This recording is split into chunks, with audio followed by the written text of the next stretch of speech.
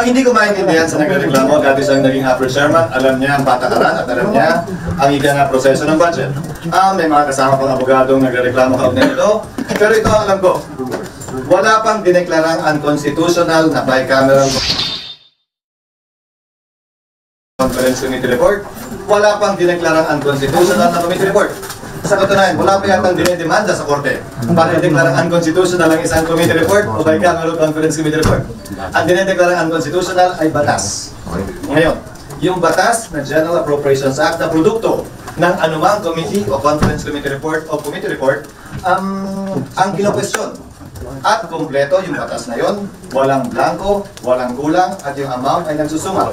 Unawain po ninyo. Ang budget ay may humigit kumulang 200,000 linya na may mga nakasulat na pamagat, ituro ng proyekto at amount. Hindi yun ganun kasimple na gawin o ginagawa. Kaya ang isa, kung makapansin din nyo, pinakita nilang unang kopya na may pirma ako. Kasi nakikita kong kopya ngayon, wala na akong pirma, kaya hindi ko alam kung saan galing yun. Ay nakasaad doon na otorisado ang Committee on Appropriation and Finance na mag-correct, magpuno, maglagay, dahil posible na may nakaligtaan doon. So, sinabi din doon sa huling talata ng Bicameral Conference Committee Report, kapag may pagkakaiba ang GAA sa Bicameral Conference Committee Report, ang masusunod ay ang GAA, ang enrolled bill ng GAA. Kung babalik tanawan naman natin, ang mga naging desisyon ng Korte Suprema, ang pinagpipilian lamang ng Korte Suprema kung sakasakali may pagkakaiba, kaugnay sa isang panukalang batas, ay ang journal entry rule na tinatawag o yung pinasok sa journal base sa debate ng Kamara at ng Senado o yung enrolled bill. Ito yung pinirmahan ng Speaker, Senate President, Secretary General ng House, Secretary General ng Senado at ng Pangulo. Ayon sa Korte Suprema natin, sa mahaba at marami ng desisyon, ang susundan at sinusunod, kaya yun yung nakalagay sa Bicameral Conference Committee Report, ay yung enrolled bill. Yung pinirmahang bersyon ng batas ng Pangulo, ng leader ng Kamara at ng Senado at ng Secretary General ng dalawang Kamara. Iyon ang mag-govern. Ngayon, kung may kulang doon, tama lamang na ito yung mag-question. Or, pag may nirelease dahil pinilin the blanks yun pagkatapos, tama lamang na hindi i-release yun, hindi payagan i-release yun. Pero hindi ang anumang basehan sa isang committee report na gaya ng sinabi ko. Alam naman yan, noong kongresista nagre-reklamo at nagsasaad ng mga punto niya kaugnay sa bagay nito. Yung pakalan po na may blanco, na may kapirmado po na hindi po siya enrolled bill? Hindi siya enrolled. Ang enrolled bill ay yung pinirmahan ng Pangulo sa Malacanang. Ang enrolled bill ay yung ganito kakapal na 3 volume yata yun kung hindi ako nagkatama. At kumpleto yung batas na yon, walang blanco, walang kulang, at yung amount ay nagsusuma. Unawain po ninyo. Ang budget ay may humigit kumulang 200,000 linya na may mga nakasulat na pamagat, ituro ng proyekto at amount. Hindi yun ganun kasimple na gawin o ginagawa. Kaya ang isa, kung makapansin din nyo, pinakita nilang unang kopya na may pirma ako. Kasi nakikita kong kopya ngayon, wala na akong pirma, kaya hindi ko alam kung saan galing yun. Ay nakasaad doon na otorisado ang Committee on Appropriation and Finance na mag-correct, magpuno, maglagay, dahil posible na may nakaligtaan doon. So, sinabi din doon sa huling talata ng Bicameral Conference Committee Report, kapag may pagkakaiba ang GAA sa Bicameral Conference Committee Report, ang masusunod ay ang GAA, ang enrolled bill ng GAA. Kung babalik tanawan naman natin, ang mga naging desisyon ng Korte Suprema, ang pinagpipilian lamang ng Korte Suprema kung sakasakali may pagkakaiba, kaugnay sa isang panukalang batas, ay ang journal entry rule na tinatawag o yung pinasok sa journal base sa debate ng Kamara at ng Senado o yung enrolled bill. Ito yung pinirmahan ng Speaker, Senate President, Secretary General ng House, Secretary General ng Senado at ng Pangulo. Ayon sa Korte Suprema natin, sa mahaba at marami ng desisyon, ang susundan at sinusunod, kaya yun yung nakalagay sa Bicameral Conference Committee Report, ay yung enrolled bill. Yung pinirmahang bersyon ng batas ng Pangulo, ng leader ng Kamara at ng Senado at ng Secretary General ng dalawang Kamara. Iyon ang mag-govern. Ngayon, kung may kulang doon, tama lamang na ito yung mag-question.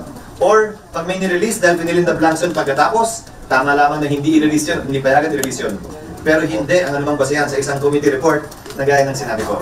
Alam naman yan, noong kongresista nagre-reklamo at nagsasaad ng mga punto niya kaugnay sa bagay nito. Yung pakalan po na may blanco, na may kapirmado po na hindi po siya enrolled bill? Hindi siya enrolled. Ang enrolled bill ay yung pinirmahan ng Pangulo sa Malacanang. Ang enrolled bill ay yung ganito kakapal na 3 volume yata yun kung hindi ako nagkakamali. Na ulitin ko, kulang-kulang ang mahigit 200,000 linya ang laman nun. Na ganito pa kaliliit yung pakikita naman kahit walang may gusto. Mas doon sa pinirmahan niyo, walang blanco? Wala. nakikita niyo po, ano po yun? Ano po yung documented? Hindi ko alam. So, ulitin ko, siya yung naglabas, siya yung nagpapaliwanag. Totoo lang, hindi ko alam kung ano yung kanyang sinasaad at sinasabi. Pero ulitin ko, ano man yung pinapakita niyang committee report o di yung ano by camera committee conference report, yung pinorward lang sa akin ng isang kasamahan natin sa media, hindi ko nakikita yung pirma ko doon. So, hindi ko alam kung ano yun. Pero kung ano man yun, ulitin ko, ang basehan ng importante at ang masusunod at ang pwedeng ideklarang unconstitutional at illegal ay batas. Hindi po batas ang BICAM. Hindi batas ang committee report. Ang batas ay yung pinirmahan na enrolled bill, enrolled copy ng bill ng Pangulo. Yon ang pwedeng question. Dahil sa tinigal-tagal kong abogado, wala pa yata ako nabalita ang pinadeklarang illegal at unconstitutional na committee report. Kanina nga lang, hindi ba? May substitute committee report pa nga dito sa mga controversial na bill ngayon. Pwede naman kasing palitan yon, punuan, amyendahan, dahil hindi pa naman talaga pinalito. So what would be the motive? Palapit ng eleksyon, ang kulay politika ay masyadong matingkad sa ngayon. At siguro sa mga susunod na araw, huwag na tayo magulat sa mga dagdag pang mga kwento, atake o pagbulat tulad nito. Dahil tila naglinyahan na sila sa buhangin. Kung sino ang sa kaliwa, sino ang sa kanan, sino ang sa pula, sino sa puti. Tama, biglang kayo naman yung doctor.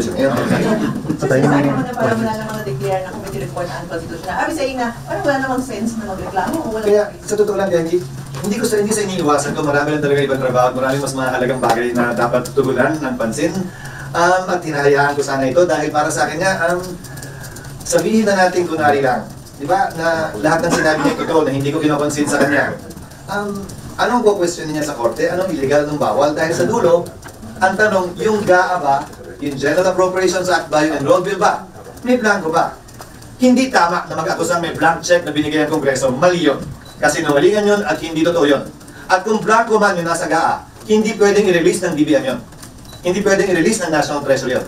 Kung may typographical error sa enrolled bill, na let's say may blankong linya doon, sinabi Project ABCDE o Kalye o Road ABCDE na walang amount, hindi pwedeng release yun at sulatan ng amount na kahit sino man yun.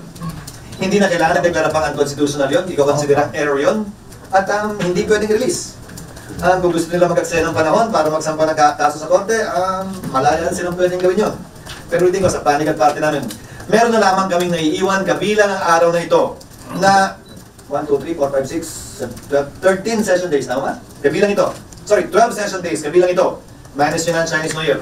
Sa 12 session days, mas magtutuon na namin ng pansin ang mga panukalang batas na sana'y mahabol pa namin sa ikalabing siyam na Kongreso na mas makapakinabangan ng ating mga kababayan na champion, tutuon na namin ng pansin. Dito sa 197, anong effect nung... Ano yung 197? Yung teenage pregnancy. Anong effect nung withdrawal doon sa... Kasi nag-file na sa bill na yan. Ano magiging effect? Natanong niyo ako nung una kaugnay nito, kung pabor ako o kontra. Ang sabi ko ay, sa kasalukuyang version, kontra ako. Pero sabi ko din, kung naipaliwanag at nai-distribute yung aming sagot, ito'y sumasa ilalim pa sa kasalukuyan sa proseso ng legislasyon. It's still subject to the procedure of legislation, the rigors of legislation, which among others include debate, interpellation, and amendment. So, wala pa namang botohan sa pinal na version. Sa araw na ito, naghain ng intensyon si Senator Risa na palitan. Yun na una niya nang inihain na hindi ako sang-ayon. At aminin ko, sabi ko natin sa aking press statement na nakaraan, nagsumite ako ng mga panukalang amendment sa kanya. Na karamihan naman yata ipapasok niya sa substitute bill, bagaman hindi ko pa nakikita. Aantabayan na namin yun. Pero ang bagong development din ay yung withdrawal ng ilang mga senador na hindi ko pa rin nakikita dahil nasa plenary pa ako, nasa baba ko kanina.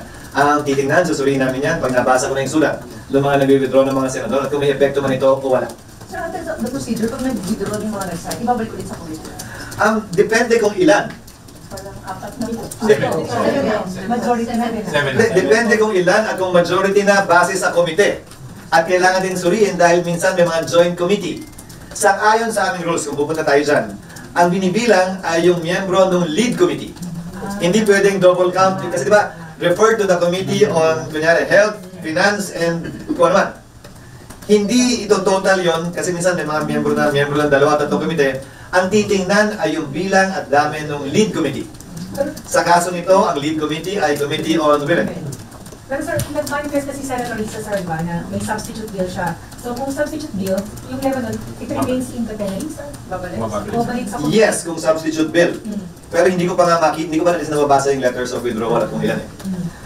Pero parang ginawa ko, kung napapansin nyo, yung right sizing bill, nag-substitute ako without prejudice to interpellation. Parang pagdebatihan namin, ito na. Plenary na yun, sir. Plenary yun. Ginawa din yan ni Senator Mark Villar dun sa right-of-way bill. Imbis na debatihin siya, mag-interpret ni Senator Coco ang minority sa mga provision na pareho naman kami nag-agree mali, pinalitan na agad para klaro na hindi naman tayo nagkakaiba, pareho naman tayo. So ginagawa yan at nagawa yan. Hindi ko lang nga malaman sa ngayon, sabi ko nga, yung epekto kung meron man, yung withdrawal, dahil hindi ko pa nakikita yung sulat. Pero SP, yung substitute bill, hindi siya produkto ng committee report. Paano? Nakikita, hindi ko pa kinoconsider. Double prejudicial ang posibleng lumabas. Double prejudicial question. Ang wini-withdrawhan ay yung luma na pinapalitan naman na. Pero pwede pa bang palitan kung wini-withdraw na? So, isa yun sa mga bagay na tatalakayan ng Committee on Rules kung sakasakali. Kasi di ba, parang halos nagsabay eh. Halos nagsabay o reaction yung isa sa isa. Hindi ko lang malaman kung ano nauna, kung chicken or the egg. Kasi sir, kung bago kung substitute bill na, wala siyang committee report technically. Hindi, meron. Kasi authorized naman yung chair. Para ko, parang yung sa right-of-way, yung committee ni Senator Mark. The chairman is authorized to introduce an amendment by substitution. Based on... It's actually an amendment by substitution. The introduction of a substitute bill is actually an amendment by substitution. Kasi nasa floor na to eh. So, imbis na magdebate tayo, sabi ko, hindi, babaguhin ko yan. Hindi, tatanggalin ko yan. Hindi, wala na yan.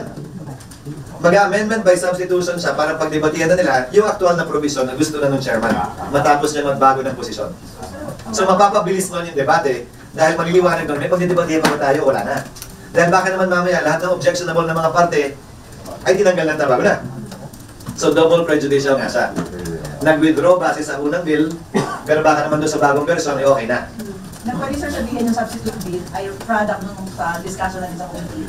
Well, sinabi ni Senator Risa na siya ay nakikinig. Siya ay marunong makinig. Siya ay hindi naman nakaukit o nakasulat sa bato yung kanyang mga ni-report out. At ang tingin ko ron, isang mapagpakumbabang attitude, ika nga sa trabaho niya bilang chairman ng Committee on Women, na hindi niya inaangkin lahat ng dalino sa lahat ng bagay, particular sa panukalang batas na yan. So sir, maasa ka na doon sa substitute bill, makonsider yung mga proposed amendments na? Yun ang inaasahan namin, pero hindi ko pa nakikita ng kompleto. Pero at least, sabi ko, ikaw yata si Erin Tinexo, di ba, na ang sagot ko, no, doon sa kasalukuyang version ng bill, pero may mga pinanukala ko. At sumasailalim pa yun sa rigors of legislation. So tingnan natin kung ano magiging pinanukala version. Doon ko pa lang masasagot, ang boto ko ay no o yes. Sir, ba't marami ka amendments? Paano mo i-describe yung kasalukuyang forma mo?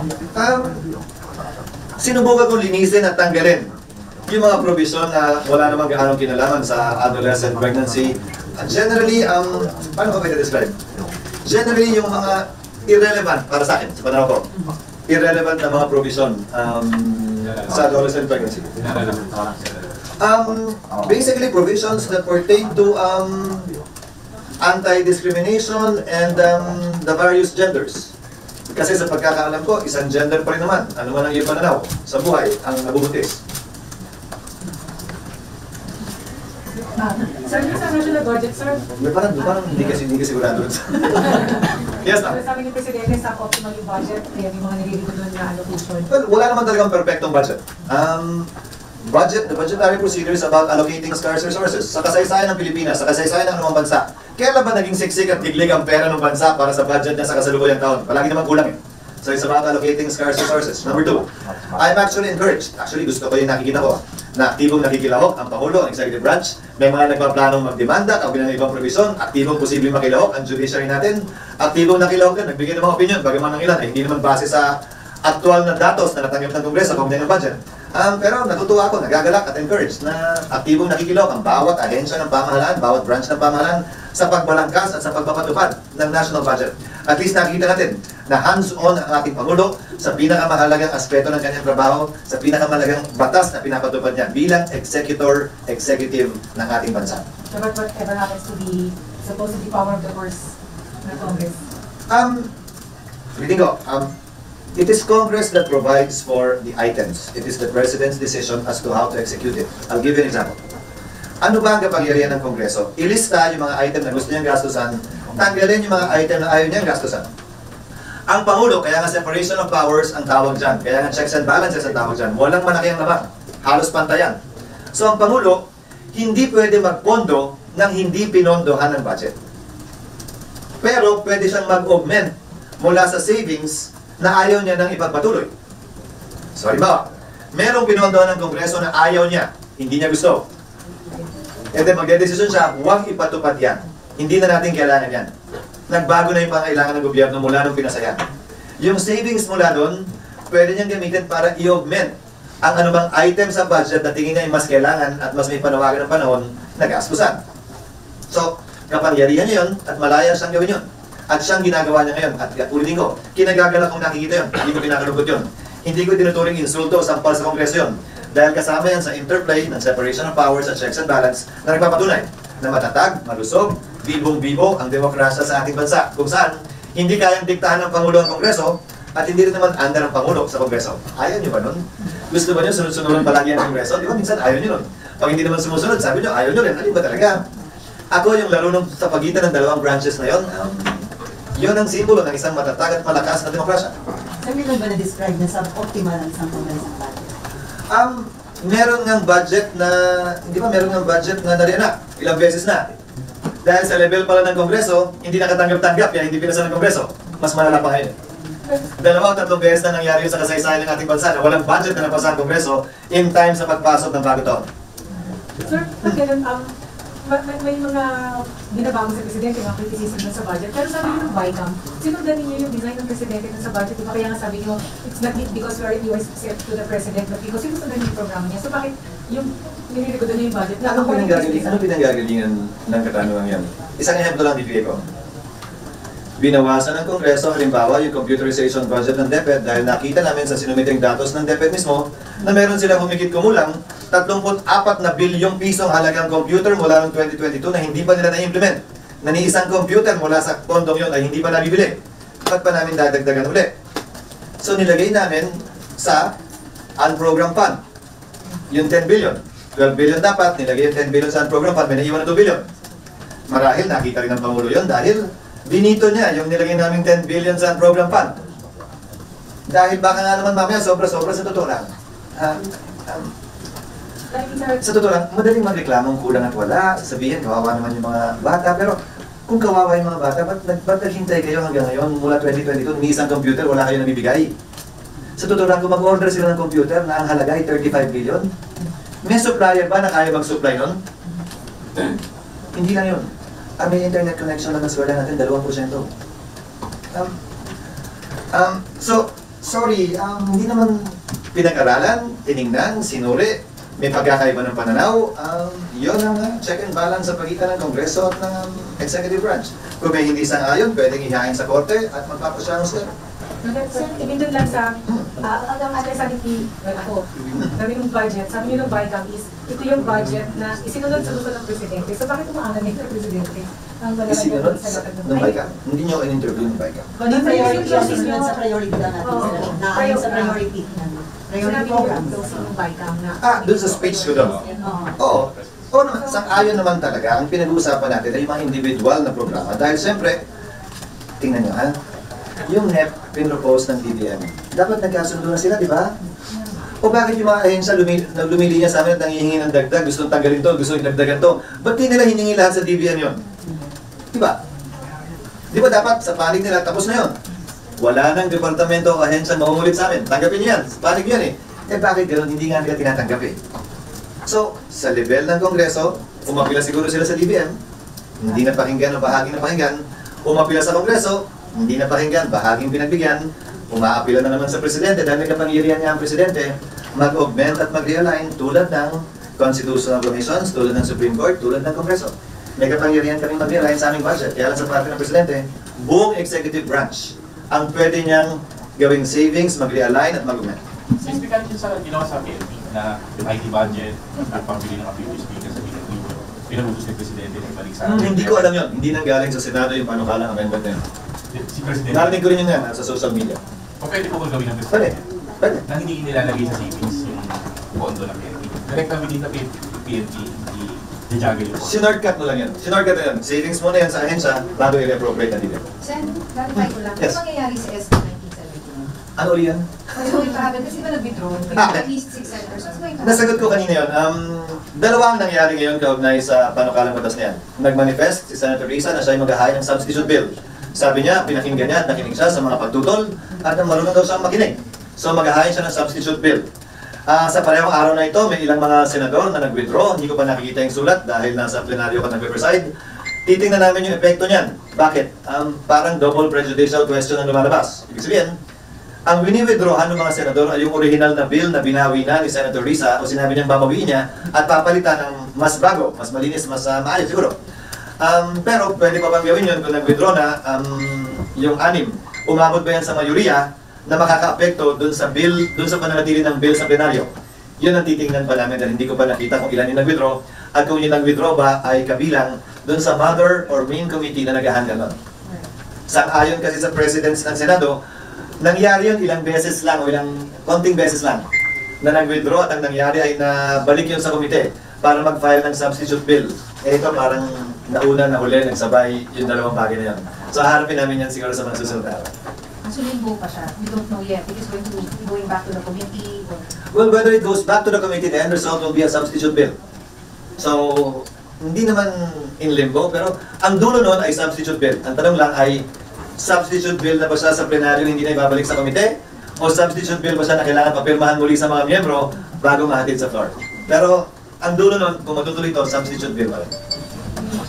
So yung right sizing aabot with 13 days left. Susubukan namin pilitin dahil simple, yung right sizing, optimization bill, binago na, di ba? Kasi masyado na negative yung right sizing. Yung optimization bill, outline lang naman yun eh. Hindi sinasabing, oh ito, tatagalin natin ha, ito, wala na to. Outline yun. Sinasabi nun kung gustong gawin ito ng Pangulo. Ito ang mga requirement bago niya magawa yan sa isang opisina ng executive branch. Hindi niya ito pwedeng gawin sa mga teacher, police, sundalo, at healthcare workers. Hindi kasama ang Kongreso, ang Constitutional Commissions, ang Judiciary, ang Militar. So outline lang ito ng pwede at hindi pwedeng gawin ng Pangulo kung gusto niyang mag-optimize ng bureaucracy ng pamahalaan. Hindi ito batas na nagsasabing ito, dapat gawin na ng Pangulo yan. Hindi. Kung gusto gawin ng Pangulo, ito ang dapat niyang sundin at sundan bago niya magawa yan. At maglalagay kami ng sunset clause, 3 o 5 taon. Hindi naman pwedeng habang buhay na nakahalumbitin yan sa mga opisyal ng leeg ng mga opisyal ng gobyerno. Dapat umabot na dumating yung panahon na matapos yan. So verification, walang parang mass retirement. Wala. At ang layunin nito ay, sabi ko nga, iwanan ko sa committee hearing. Hindi ibig sabihin ng optimization ay magbabawas. Isang ibig sabihin din ito, magdadagdag, pero sa tamang mga lugar. Parang paglaki lang ng katawan yan, dapat sa tamang lugar, hindi sa maling lugar. So sa pamahalaan, ganoon din. Fokusan natin yung mga tama at kailangan nating mga posisyon ng trabaho, huwag yung mga maling posisyon ng trabaho na nagkataon lamang na naipon dahil sa kapabayaan o kawalan ng atensyon ng pag-aaral. Wala akong pinapatamaan. Wala akong... Nauna na nga ako sa makikita. Ay, pumayat ako. Sir, since wala kanya nag-request yan, isa-certify daw ba as early? Alin? Yung Hindi naman namin usually, hindi naman namin, may kasunduan kami, unwritten, ng minority na, di ba, nagko-question kasi palagi si Senator Coco, anong kina-urgent yan? Di ba, pwede pa naman, may oras naman. So, sang-ayon naman ako doon. So, hanggat maaari, gugugulan namin ng sapat na panahon para ma-debate ito, dumaan sa proseso ng legislasyon na hindi kinakailangan sumasagasa doon sa 3-day rule bago namin ma-third reading yan. Pero sa ibang panukalang batas na kailangan talaga, na hindi ko pa naman napagdadaanan, gagamitin ko yun pag kinakailangan.